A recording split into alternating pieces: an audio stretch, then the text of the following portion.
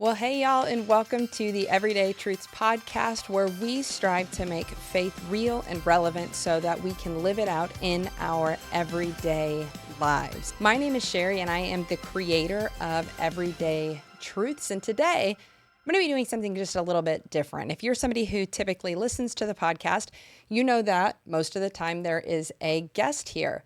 Well, today we're doing something a little bit different, and I'm going to be solo, and we're going to be talking about the topic of forgiveness, something I love to talk about because understanding forgiveness is something that can make just such a significant impact and difference in your life today.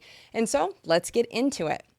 Every single week, what I do with a guest that I have on here is we play a game. This week, I can't really play a game, so I decided instead to let ChatGPT kind of create some random questions that I can answer. I haven't actually looked at them because that's part of the fun, and so let's see what happens. Let's see. If you had to be stuck in a TV show for a week, which one would it be? I would say Parks and Rec. Get in there and be a part of the Parks department there in Pawnee. What's a completely useless skill that you're weirdly good at? So you know those little like basketball games at the arcade, like not the big ones, but the little ones. For whatever reason, I'm really good at those. I'm pretty good at juggling, party trick. I can touch my nose with my tongue. I guess I don't think that's the same thing, but you know, it's an attractive look. Now I get to spend the rest of the podcast with saliva on my face. All right, let's see. What's the most ridiculous thing you believed as a kid? I thought that narwhals were like fake, made up animals, like a jackalope. So I was way too old. I was like 26, and my husband and I had the chance to go to London, and we were at the Natural History Museum, and there was like an exhibit on narwhal, specifically a few that have been found that had two tusks. And I'm like sitting there going, wait, these aren't real. And my husband looks at me like I am absolutely insane. Something ridiculous I believed as a kid. I didn't believe that narwhals were real. So there you go. What's a movie you can basically quote from start to finish? Unfortunately, this list is a little bit too long. Let's see. The Mummy is one that I've always loved. Can I think even quote like the Egyptian parts. Anaxunamun. Anyway, so that's one. Movies like Nacho Libre, ones that I can quote in, most of the way through. Take it easy. All right. If you could have dinner with any biblical character besides Jesus, who would it be and why? I think I'd love to have dinner with the woman who was caught in adultery. I'd love to know just, how did she get there? And what can I learn from her experience? And what were her experiences after Jesus came to her defense, just the impact that had on her and what life looked like after that. I think that would be a great conversation to learn from. And so these are the questions that ChatGPT gave me. A game, I guess, that they made up today. So maybe you just know a few kind of weird things about me now. So there you go. And so on the podcast this season, this is my first podcast season, and let me tell you, it has been just such a journey, and I'm just so grateful to have this opportunity. Just so grateful to all of my guests. Actually, in a few weeks after this episode comes out, my husband Wes is actually going to be on the podcast with me, and we're going to be kind of looking at this season and what I've learned and the topics that we've gone over. And one of the reasons I'm really excited about that episode is just the opportunity to just thank everybody that's been a part of this journey. This first season has been called Uncomplicated. By the way, not a real word, but I love making up words that make sense. And so in this series, what we've been kind of breaking down is how to uncomplicate faith so that we can live it out in our everyday lives. That's where Everyday Truths came from. And so as we talk about forgiveness, I want to talk about it from a couple of different angles. And so I want to start with a really practical side of just talking about maybe why forgiveness matters. And I'd also love to debunk some of the misconceptions when it comes to forgiveness. And so forgiveness is something that's really difficult for us to understand because, and I think part of it is the English language doesn't help us with this, because so often when somebody thinks of like if somebody like bumps into you at the store, right? They may say, "Oh my goodness, I'm so sorry." And the way that we typically respond is, "That's okay." We say that's okay a lot when somebody apologizes to us. And so the idea of forgiveness can really, really feel like if we were to forgive somebody that we're saying that what they did was okay. And so what we have to recognize first is that in order for forgiveness to be a part of the conversation, something wrong needed to have happened. Let's debunk this first of all. Forgiveness is not saying that what someone did was okay. That is not what forgiveness is. Super common misconception. In reality, forgiveness, when it's time for us to forgive or when we make the decision to forgive, weirdly, it's more about us than it is about them. Often when a wrong has happened, we carry around that burden. We carry around anger. We can carry around hate. We can constantly let it flash back through our head. We can allow it to become a filter that we use to see the rest of the world. Like if we've been hurt before, maybe we put up walls and we put up barriers and to keep us from experiencing those same things too, which can be really, really difficult, especially when it comes to love and our relationships. When we block ourselves off and when we guard ourselves in that way, we may find it really difficult to trust and all of those many different things. And so when it comes to forgiveness, it really is for us because it helps us to break down those barriers and it helps us to put down this heavy, heavy weight that we've been carrying around. When we aren't forgiving someone, it's like we're carrying around a heavy weight as if, like it's hurting the other person if we don't let go of it, which really sometimes that is the case, but most of the time it's not. We're carrying something around that we don't need to carry around. It's a burden that we are carrying when we choose not to forgive.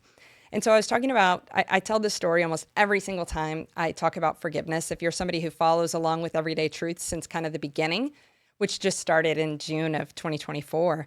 But I've talked about this, I think, analogy several times, but one of my favorite stories. And so I was meeting with a young person who had unfortunately just experienced just really, really terrible things in their life.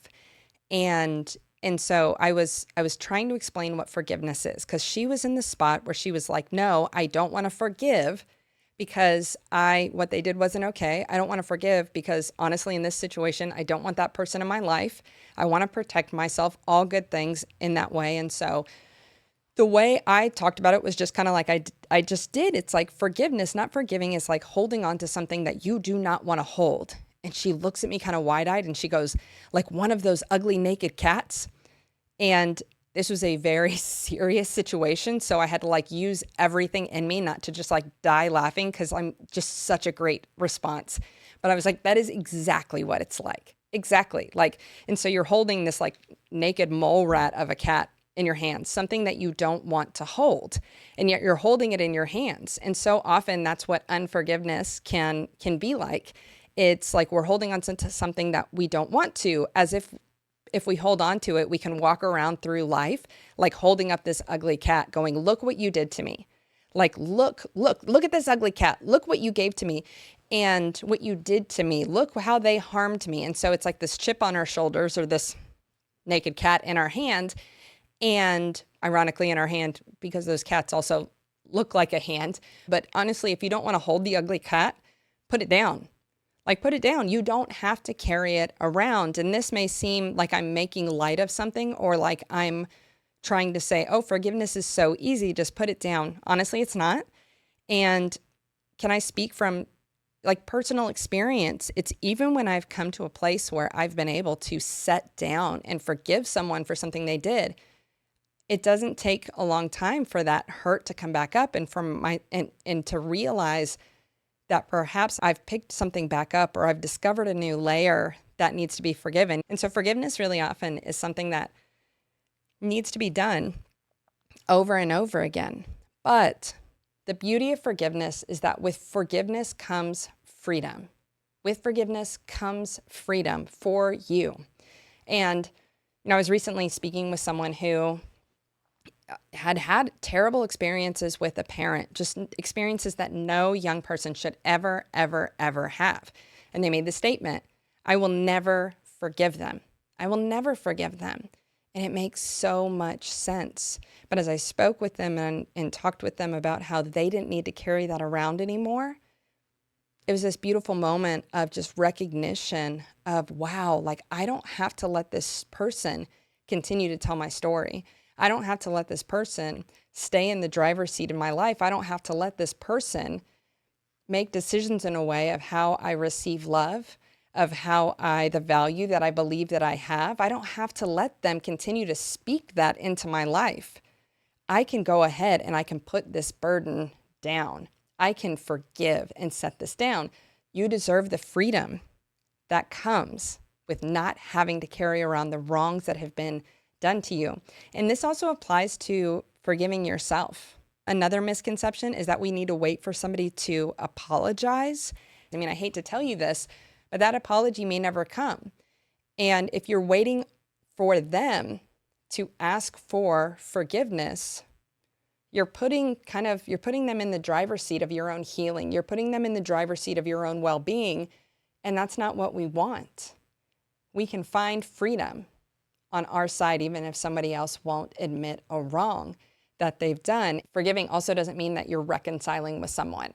That is, if we do want to reconcile, forgiveness needs to be the first step if we don't want to continue to see the same trends in our lives and in our relationship and things like that.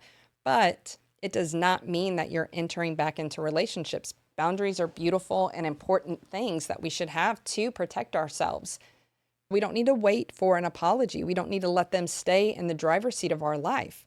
Like, there is a way to take control back in that way, and that is by putting down that burden. And so a verse that I think about often is out of the book of Romans, and Paul, who wrote this letter, he's talking specifically about conflict that's happening between some folks in the early church in Rome. And he says this. He says, "If it is possible, as far as it depends on you, live at peace with everyone." As we're applying it here, I don't think that means like live in peace as in like go and be best friends now.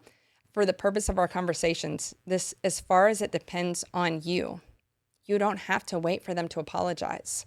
As far as it depends on you, you can choose to lay down that burden. You don't have to wait on them, because as far as it depends on you, you have the power and you have the opportunity and you have the freedom to put that down. And so last thing, and kind of touched on this a little bit, but what forgiveness isn't, it's not condoning wrongdoing. It's not excusing sin, but it's allowing it to kind of release its hold on us. And so those are some really common misconceptions when it comes to forgiveness. Forgiveness is not for someone else, it is for you. In the kind of the instances that we're talking about. Forgiveness is not saying that what someone did is okay or excusing their behavior. Like I said, if forgiveness is necessary, something wrong has happened. Something not okay has happened. So it is not saying that what they did was okay, and we don't have to wait for others to apologize. We don't. Let's take them out of the driver's seat of our healing. Take them out of the driver's seat. And understand that we don't have to wait on an apology for us to find that freedom. Apologies are great. Apologies should be true. Apologies should be meant to reconcile and not even reconcile. Let me say the purpose should be to make things right.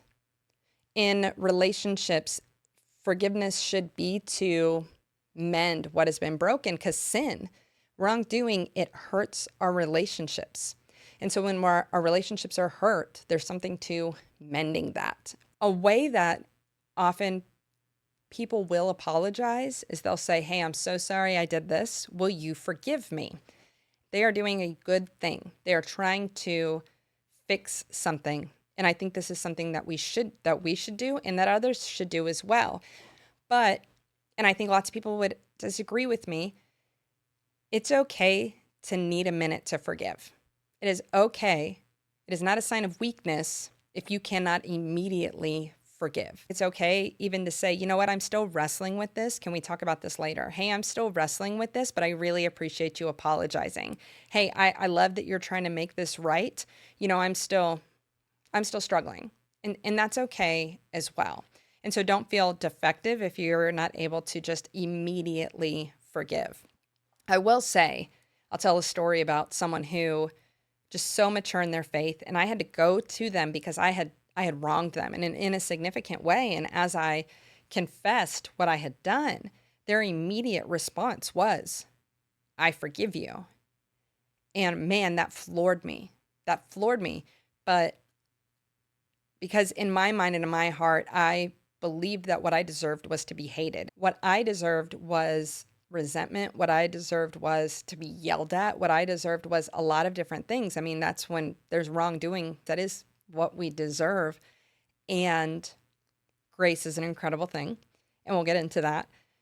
But it just absolutely floored me. And I think that was them putting that down. And so it brought healing for them. It brought healing to me just to experience and get to see this close up. And so anyhow, forgiveness, something that can be easily misunderstood. It is difficult to grasp. Our human nature is to hold on to resentment.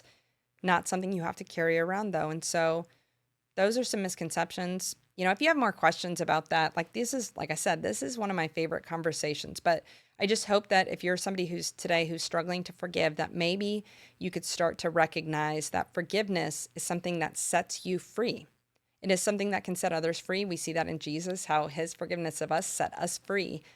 But you do have the power in this sense to lay down that burden and to experience that freedom. And so let's really quickly, other than us getting to lay down that burden, let's talk about what else forgiveness can do in our lives. Forgiveness is the only pathway to true reconciliation. I think that a lot of folks would say, no, we're reconciled, our relationship was okay, but you're still holding on to some resentment. And let me specify, if you have forgiven someone, it doesn't mean that like you don't remember. Forgiving really isn't forgetting, right? Because we should learn from our experiences. We should observe people's behavior. I've heard it said before, when someone shows you who they are, you should believe them. And so it's okay to have those boundaries. It's okay for all of those things. But for true reconciliation, forgiveness does need to happen because it can open this door where there's not, you're not carrying around that heavy burden. There's not that burden in between the two of you. There's not a ugly cat sitting in between the two of you, keeping you that distance between you. Forgiveness and reconciliation are not the same thing, but forgiveness does create the possibility for that healing, the healing of that relationship. And so a great example of this is the story of the prodigal son. And so if you're unfamiliar, you need like a refresher on this. There's a wealthy man who has a son who comes and demands his inheritance. And so the father willingly gives it to him. And the son leaves and he goes and he just does, all number of things. It's what many of us do when we're young and we kind of get our first taste of freedom is we go and we do whatever the heck we want. And that's what he went and did. And when he finally chooses to come back, his father forgives him before he even gets there. Like he can see him coming far off and he starts to celebrate. He gets everybody together to throw a party. Before his son had ever had the opportunity to apologize, he had decided that he would forgive him. He was happy that he had returned to him. We see this in the character of God, that there is forgiveness and God rejoices when we reconcile with him, when we come back to him. And we see this, we're able to do this through Jesus, but we can see this forgiveness, how it reconciled their relationship. The son came and he did apologize, but it was the father's forgiveness that allowed the that reconciliation of that relationship. But we can also see the other side of this in the prodigal son's brother was like, what the heck? He's like, I've been here the whole time. He left. He squandered what was his. Like, why are you throwing a party for this guy? And the father says, because my son was lost and now he is found and he is here. And so I think we can see kind of the other side of this in the brother going like, what the heck? Like we can hear we can read in his words and we can sense in his words this resentment that he's holding. We can hear in his words the chip on his shoulder that he wants to grip and hold on to. And then we can see the opposite of that in the father. It was truly the father that had been harmed, and yet he rejoices, and yet he forgives, and yet he reconciles. And once again, forgiving someone doesn't mean that saying what they did was okay. We don't know the consequences that this son would have faced, like perhaps because he had spent his inheritance. Really, he didn't have much left in that way. This was a parable Jesus told that's been created in order to illustrate something. But if this was a real story, there were likely consequences to the son's actions, which makes perfect sense. However, forgiveness and those consequences, they are separate things. And so the prodigal son is just such a fantastic example of this. And then we see, and this is a great verse that Jesus said, he said, if your brother or sister sins against you, rebuke them. Like, hey, be like, dude, what you did was wrong and it wasn't okay. All right, rebuke them. That wasn't right. You hurt me. This was wrong. If they sin against you, rebuke them. And if they repent, forgive them. Even if they sin against you 7 times in a day, and 7 times comes back to you saying, I repent, you must forgive them. And so from this story of the prodigal son, we can see that we are called to live out what it is that Jesus taught us. Forgiveness now and forgiveness even when Jesus taught it was a radical idea. Because our flesh, our natural tendency is to hold on to wrongdoings. Our natural tendency is to desire vengeance. And so when Jesus taught this, it was very counterintuitive, very countercultural, and just an incredible thing that Jesus taught. Forgiveness is not just the key to reconciliation. Forgiveness is the key to living out a command that Jesus gave us that was even more revolutionary to the folks at this time. And so Jesus he in the Sermon of the Mount, he takes a lot of different things and he turns them on their head. Hey, you've heard it said, but I say, is a lot of these statements. And you can go find those in Matthew 5 and in the Beatitudes and the Sermon on the Mount. But he kind of flips things on their head. Hey, you've heard it said that basically you shouldn't have an affair. But I'm saying that if you lust after someone, it's the same thing. You've heard it said that you shouldn't murder. But hey, if you're holding resentment in your heart, it's the same thing. So Jesus takes a lot of different things and he flips them on their head. And so let me share something really quick that Jesus said that I think ties into forgiveness really beautifully. And this is what he says. He says, you have heard it said, love your neighbor and hate your enemy. But I tell you, love your enemies and pray for those who persecute you. Okay, this is tough. Love your enemy. This is why I think this ties to forgiveness. Because so often when forgiveness is necessary, it's because somebody has wronged us. They've, in a way, put themselves in opposition to our needs, opposition to our preferences, our desires, whatever. Very often it can feel like the other person is our enemy. Or you might even think of enemies as, maybe it's not even folks that you're in relationship with. It's folks that hold different ideologies than you do, who have different values than you do, who make different choices than you do, that are part of different political parties than you are, different religions, different faiths. People think about literal wars and things like that, like our enemies. And Jesus is saying, love your enemy. All right, forgiveness is also a pathway to living out this significant truth.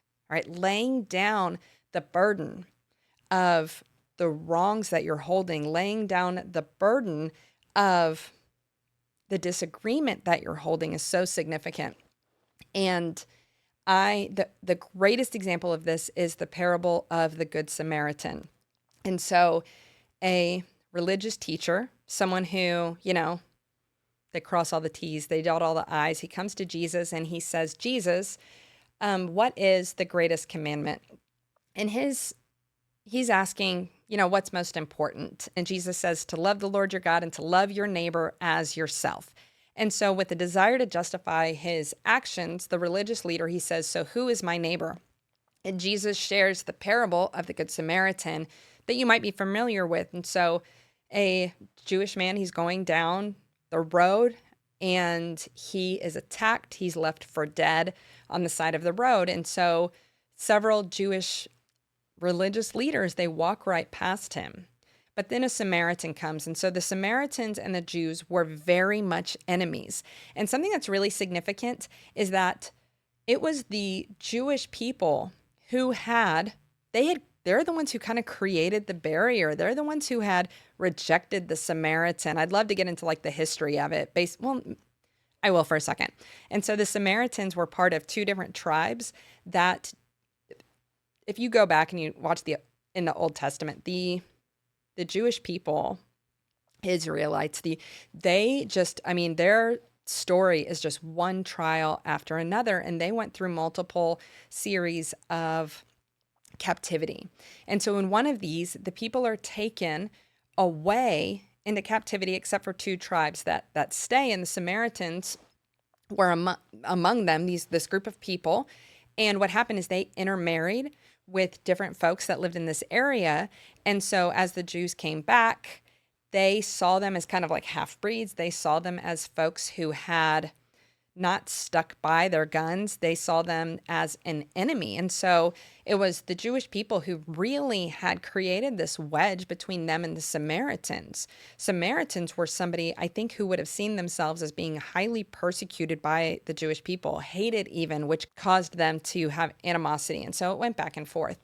And so after the two Jewish men had walked by, this Jewish man on the road who was left to die, a Samaritan comes and he picks the man up. He puts him on his donkey. He takes him to go and to get cleaned up, to be cared for, and even says like, hey, I'm going to come back. And if he needs more help, I'll pay for it. I'll do everything. And interestingly, one of the reasons likely the religious leaders, they didn't help this man was because they wanted to remain ceremonially clean. They wanted to maintain, let's say, their status, because it would have been very inconvenient to go and have to do all of the processes to become ceremonially clean, which was necessary anytime that you had come in contact with blood and things like that, which certainly this man would have had on him. And the Samaritan actually would have had similar laws about cleanliness, and yet this man chose to do it anyway. When he went home, he likely had to isolate himself from his family and from his faith community as he went through these procedures to become ceremonially clean. And so it's easy for us to miss the sacrifice that this man made, not just the inconvenience of picking up this man that had been harmed, not just the inconvenience of and the great burden of having to pay for his care, but in addition, he also, because of this, had to make a choice that he would be separated from his family, or that he would be for some time period. So this was a great sacrifice. And so Jesus asks this religious leader who had said, who's my neighbor? He says, now who was a neighbor to this man who was hurt? And the religious leader says, the one who helped him, the one who did something, the one who showed up and picked him up off the ground, made sure that he was okay, made sure that he was well. And it's like he couldn't even say the Samaritan. He was like the one that did the good thing. Like, of course, like you don't want your enemy to be the good guy in a story. And Jesus tells him to go and do likewise. And so this, I think, is this incredible image of loving your enemy. And you have to imagine the Samaritan wasn't just his enemy. When he looked down at that man, I think that man on the ground represented so many things. It represented somebody that he would have felt persecuted by. It represented somebody who, he's looking down at somebody who may, if he had been in his right mind, or if he hadn't been harmed, maybe he would have even rejected the Samaritan's help. And so loving your enemy, Jesus draws this beautiful analogy to how your enemy is someone that you should love. But not only that, your enemy is your neighbor. Your enemy is your neighbor. And when we choose to forgive, our enemies become our neighbors. It's not even that we have to be best friends with them. It's not anything like that. We're just not carrying around that burden of hate anymore. And so Jesus, this radical call, you have heard it said that you should love your neighbor and hate your enemies. But I say, love your enemies. And really interesting, I've heard this. I've actually never super dug into this, but I've heard that in the first few centuries, I think the most quoted verse probably by Christians for forever is John 3:16. Love, it's for God so loved the world that he gave his one and only son. And so that's probably the best known verse. But in the first several centuries after Jesus had died, the battle cry of the earliest church, of the earliest movement, of the earliest followers of Jesus was this verse, love your enemy, because this was so radical. This was something like that they would have never seen before, that would have made sense to absolutely no one around them. Love your enemy. And they took this to heart and they went and lived it out. And I would say this is how the movement of Jesus moved.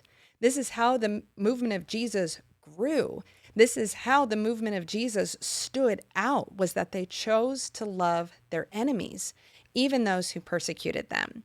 And I think this goes hand in hand with forgiveness, because laying down those burdens allows us to do this incredibly difficult thing that Jesus called us to do, which was to love our enemies, see others not as problems, but as people, and to treat them like a neighbor, and to love them like one of their own.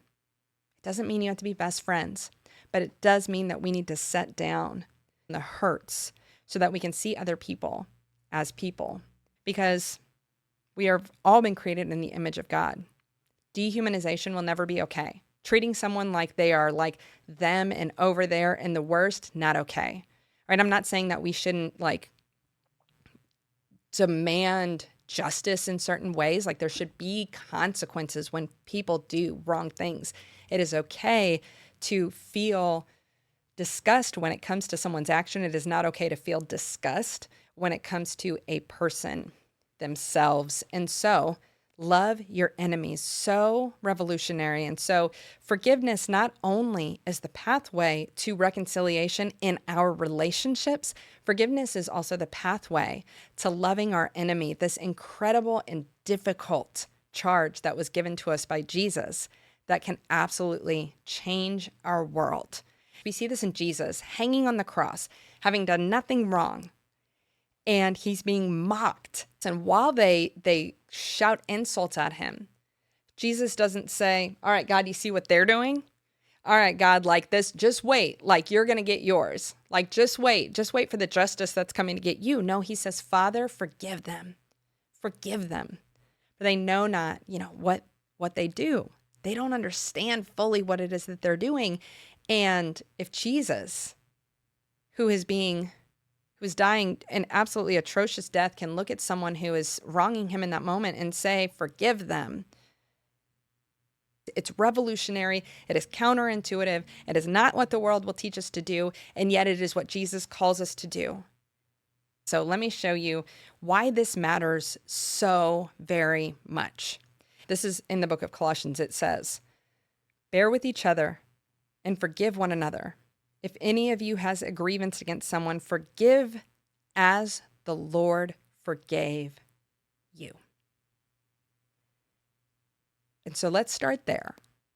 As the Lord forgave you. When we're wronged, we see ourselves as the main character in the story. I mean, we live in our own body and in our own mind. Like, of course, we're going to see things from our perspective. Of course.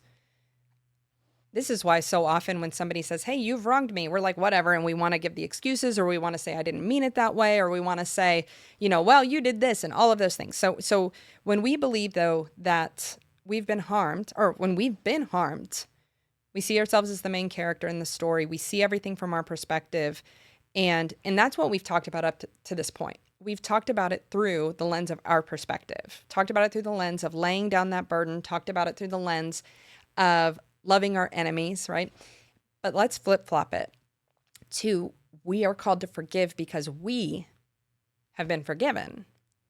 The fact of the matter is, I think it's easy for us to remember when we've been wronged, but it's not always easy for us to recognize when we've wronged others, which we absolutely have. And God chooses to forgive us. God, even though we have wronged him in so many significant ways, we've sinned against him. I mean, it comes really naturally to us, and yet God forgives us and models this for us. Imagine Jesus hanging on the cross, and he has taken on every sin. He has taken on a death that he does not deserve. And in his forgiveness of us, even though he has taken all of this on, he has taken on every single wrong, chooses to lay it down so that we can experience forgiveness. He takes it all and he carries it all, and he ultimately models for us what forgiveness really is. We see forgiveness so often from our perspective, a main character perspective. We rarely see ourselves as the, in quotations, the villain. And the fact of the matter is we've all wronged, and yet we have been forgiven. We have been forgiven. Bear with each other and forgive one another. If any of you has a grievance against someone, forgive as the Lord forgave you. Jesus, on the cross, looking down, Father, forgive them. Put yourself in that position. Put yourself down at the foot of the cross. As Jesus looks down and says, Father, forgive them. I mean, put your name in there. Father, forgive Sherry. Ooh. Father, forgive, put your name in there. Even though you've done wrong, hey, forgive them. Jesus said from the cross, dying and bearing the burden for each of us. And so that, forgive. It takes a lot off your shoulders. Forgive because it offers you freedom. Forgive because it's countercultural. Love your enemies. Show people that there is something greater out there than just vengeance, than just a demand of their own way, than just the pathway of their own flesh. Absolutely, but also, and most importantly, forgive because you have been forgiven. If you have believed in Jesus, you have experienced this freedom. It's time to take those chips that are on our shoulder. It's time to take those burdens that we carry. It's time to grab the ugly cat and go ahead and throw it down. Cats land on their feet. It's just fine. Put the ugly cat down. Put that heavy weight down. Today's the day. It's time to do that through the lens of the fact that it will absolutely bring you freedom. It will absolutely bring you peace. It will absolutely help you to not be defined by the things that have been done to you. It lets us take the folks that have hurt us out of the driver's seat of our lives. All right, it does all of those things. It helps us to live out the revolutionary teachings of Jesus, but also we have to forgive because of what has been done for us. It's time to share the gift and see what happens, because I think it's significant, and I think that when we learn to do it, it uncomplicates faith in such a significant way, because the burdens that you carry are going to keep you from living out your faith, right? These truths that are true today and every day. It's really hard to go and live those out while our hands are full of these heavy burdens that we carry. I'm glad that, I got to share my heart today, and I hope that it was significant for you as well, because thinking about forgiveness is always significant for me. It's not always easy, but always significant. And so thank you guys for listening today. And if you're not already, I want to ask you to subscribe on YouTube or on Instagram. All the links are always attached. And so I just thank you for your support. I thank you for listening. Subscribe, follow along, and share this with somebody who needs to hear it today. You know why? Because I think we all need to learn a little bit more about forgiveness. And so share this with somebody today, and then go and have a conversation with them about it. Hey, what did you think about this? So glad that you guys were here today. Thank you for supporting the Everyday Truths podcast, and see you next week.